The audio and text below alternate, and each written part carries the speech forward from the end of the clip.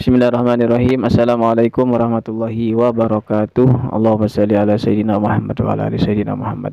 Kesempatan kali ini kita akan mencari semangat atau motivasi tentang mengerjakan sholat atau melaksanakan sholat 5 waktu.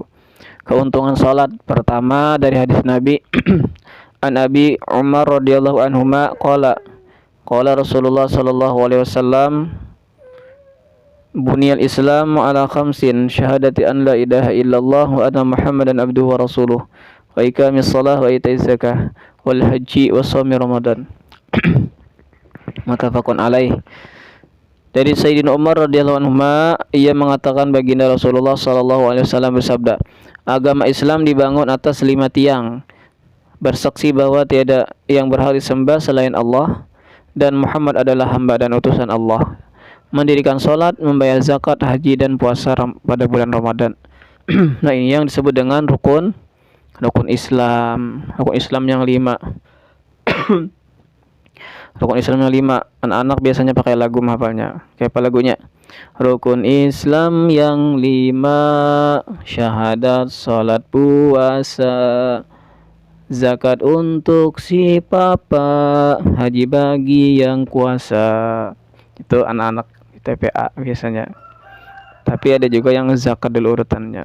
Nah, jadi sholat itu adalah rukun Islam. Kemudian hadis Nabi lagi, sholat menggugurkan dosa seperti daun-daun berguguran di musim gugur. An Abi Dzarrin radhiyallahu anna Nabiy sallallahu alaihi wasallam kharaja fi syita'i wal waraqu yatahafatu fa akhadha bi ghusnin min syajaratin qala faja'ala dhalikal waraqu yatahafatu faqala ya Aba Dzarrin qultu labbaik ya Rasulullah qala innal abdul muslim la yusalli as-salata yuridu biha wajha Allah fatahafata anhu dhunubuhu kama tahafata hadzal waraqu an hadhihi syajarah. Jadi artinya dari Sayyidina Abu Dzar radhiyallahu an bahwasanya baginda Rasulullah sallallahu alaihi wasallam pernah keluar dari rumahnya ketika musim gugur. Nah, di saat daun-daun berguguran dari pepohonan, beliau mengambil setangkai ranting. Jadi diambil setangkai ranting pohon dan daun-daunnya langsung berguguran. Nah, beliau berkata, wahai Abu Dzar, Sayyidina Abu Dzar radhiyallahu anhu menyahut, labbaik ya Rasulullah, artinya aku siap, sedia itu. Beliau bersabda, sesungguhnya seorang muslim yang menunaikan sholatnya semata-mata karena Allah, maka dosa-dosanya akan berguguran sebagaimana daun-daun ini berguguran dari rantingnya.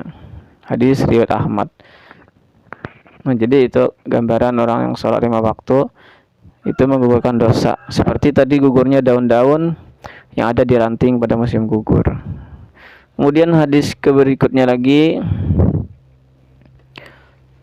cari yang pendek. Nah, dalam membersihkan dosa, sholat bagaikan sungai yang mengalir.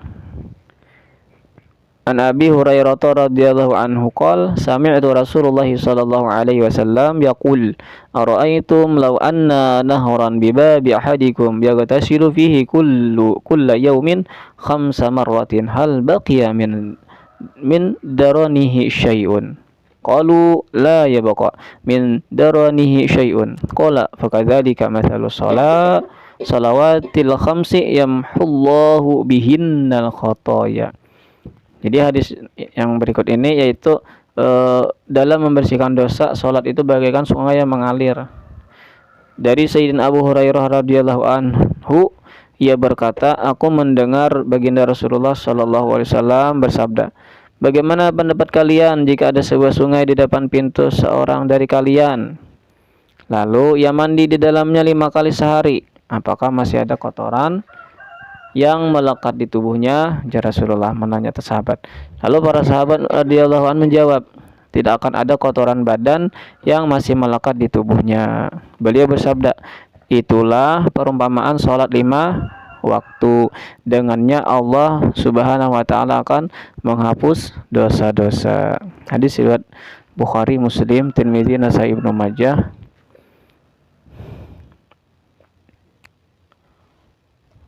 Kemudian lagi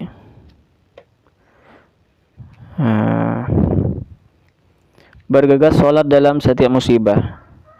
An Hudzaifah radhiyallahu anhu qala kana Rasulullah sallallahu alaihi wasallam idza hazabahu amrun fazi'a ila sholati. Dari Sayyidina Hudzaifah radhiyallahu anhu, ia berkata, apabila Rasulullah sallallahu alaihi wasallam menemui suatu kesulitan, masalah maka beliau bergegas mengerjakan sholat. Dengan sholat tadi. Kemudian lagi fadilah sholat kita. Sholat menggugurkan dosa-dosa dari setiap anggota badan. Langsung kita terjemahnya aja, artinya, arti hadisnya. Dari Abu Muslim atau Galabi rahmatullah alaihi berkata, aku menemui Sayyidina Abu Umamah radhiyallahu anhu ketika ia berada di masjid.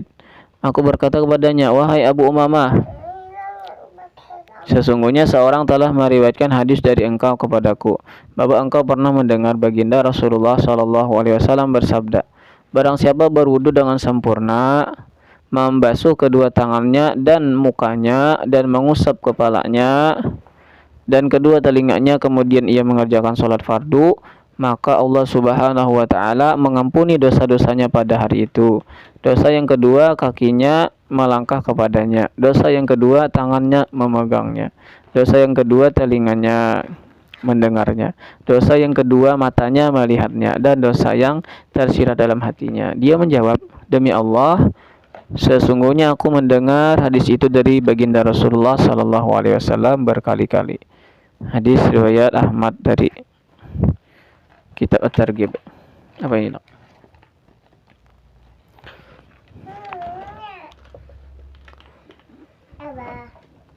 Nggih.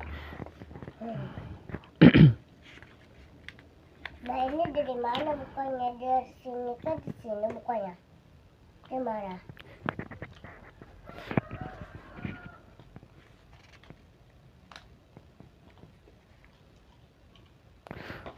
Malaikat menyeru, padamkan api yang membakar dirimu dengan sholat. Nah, hadis Nabi berikutnya, terjemahnya langsung dari Sayyidina Ibnu Mas'ud radhiyallahu an, sesungguhnya baginda Rasulullah sallallahu alaihi wasallam bersabda, setiap tiba waktu sholat, diutusnya seorang malaikat yang menyeru, wahai anak Adam, berdirilah dan padamkanlah api jahanam yang telah engkau nyalakan untuk membakar dirimu karena dosa-dosa. Orang-orang soleh berdiri dan berwudu, kemudian mengerjakan sholat zuhur. Maka Allah Subhanahu wa ta'ala mengampuni dosa-dosa yang terjadi di antara dua sholat, yaitu dari sholat subuh sampai zuhur. Begitu pula jika tiba waktu asar, maghrib, dan isya. Ringkasnya, setiap waktu sholat terjadi seperti ini. Sesudah isya orang-orang pun tidur. Ada sebagian orang yang menghabiskan malamnya dengan berbuat kebajikan seperti sholat, zikir, dan lainnya. Dan ada yang menghabiskan malamnya dengan berbuat keburukan seperti zina, mencuri, dan lain-lain. Hadis riwayat Tabrani dari kitab Al-Kabir dan Al-Munziri dari kitab At-Targhib. Nah, kemudian jaminan masuk surga bagi yang menjaga sholat.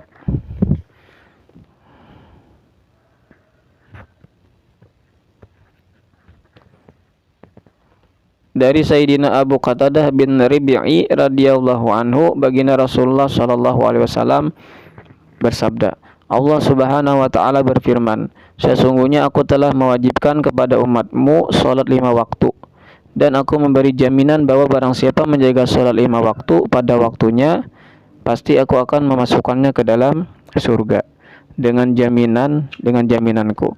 Barang siapa tidak menjaga sholatnya, maka tidak ada jaminan baginya. Hadis riwayat Abu Dawud Ibnu Majah. Kemudian lagi, 2 rakaat sholat sunnah lebih baik daripada berapapun harta dunia. Dari Sayyidina Ibnu Salman radhiyallahu anhu, beliau mengatakan bahwa seorang sahabat baginda Nabi Shallallahu alaihi wasallam bercerita, orang-orang ketika kami mendapatkan kemenangan dalam perang Khaybar, orang-orang mengeluarkan harta rampasan mereka masing-masing berupa barang dan tawanan. Kemudian mereka mulai saling berjual beli. Setiap orang membeli keperluannya masing-masing dan menjual barang-barang yang tidak diperlukan. Lalu datanglah seorang sahabat baginda Nabi Shallallahu alaihi wasallam, "Ya Rasulullah, sungguh saya mendapat laba dalam jual beli hari ini. Dan tidak ada seorang pun dari penduduk lembah ini yang mendapatkan laba seperti saya." Beliau bertanya, "Oh, berapakah labamu?" Ia menjawab, "Saya berniaga hingga memperoleh laba 300 uqiyah." Beliau pun bersabda, "Maukah aku beritahukan kepadamu sebaik-baik orang yang mendapatkan laba?" Ia menjawab, "Tentu ya Rasulullah." Beliau menjawab, "Orang yang melaksanakan 2 rakaat sholat sunnah sesudah sholat fardu." Hadis riwayat Abu Daud. Nah, sholat sunnahnya aja lebih baik daripada harta dunia.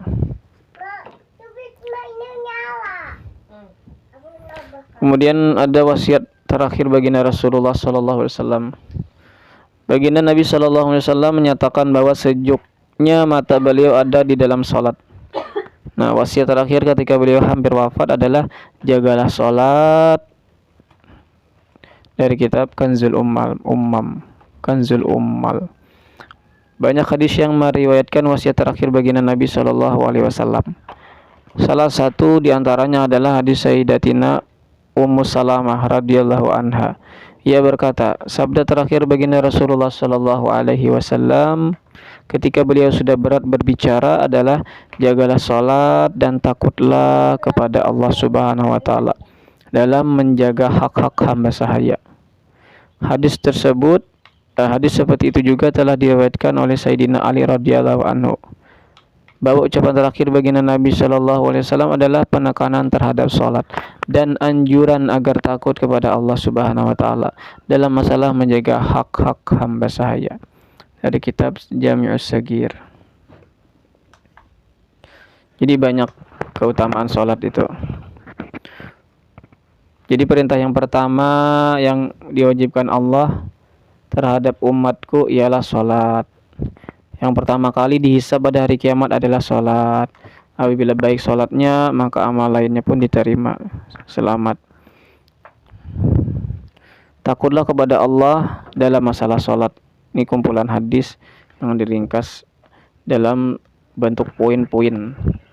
Kemudian pemisah antara seorang dengan syirik adalah sholat. Kemudian lagi, sholat adalah tanda Islam. Barang siapa sholat dengan khusyuk pada waktunya dan memperhatikan rukun serta sunnah-sunnahnya, pastilah ia seorang mukmin. Iman dan sholat adalah kewajiban yang paling utama di antara seluruh perintah Allah. Jika ada sesuatu yang difardukan yang lebih utama daripada sholat, tentu Allah Subhanahu Wa Taala akan memerintahkan para malaikat untuk mengerjakannya. Sholat adalah tiang agama. Sholat menghitamkan muka setan. Jadi sholat itu menghitamkan muka setan. Kemudian sholat adalah cahaya bagi orang-orang yang beriman. Sholat adalah jihad yang paling utama. Selama orang tawajuh dalam sholatnya, maka Allah akan tawajuh kepadanya dengan rahmatnya. Jika ia berpaling dari sholatnya, artinya meninggalkan sholat, maka Allah akan berpaling darinya juga. Jika suatu musibah turun dari langit, maka musibah itu akan dijauhkan dari orang yang memakmurkan masjid, artinya dijauhkan dari orang yang sholat. Jika seorang muslim dimasukkan ke dalam neraka karena satu sebab, maka api neraka tidak dapat membakar bekas sujud dari tubuhnya, dahi, tangan, bekas sujud.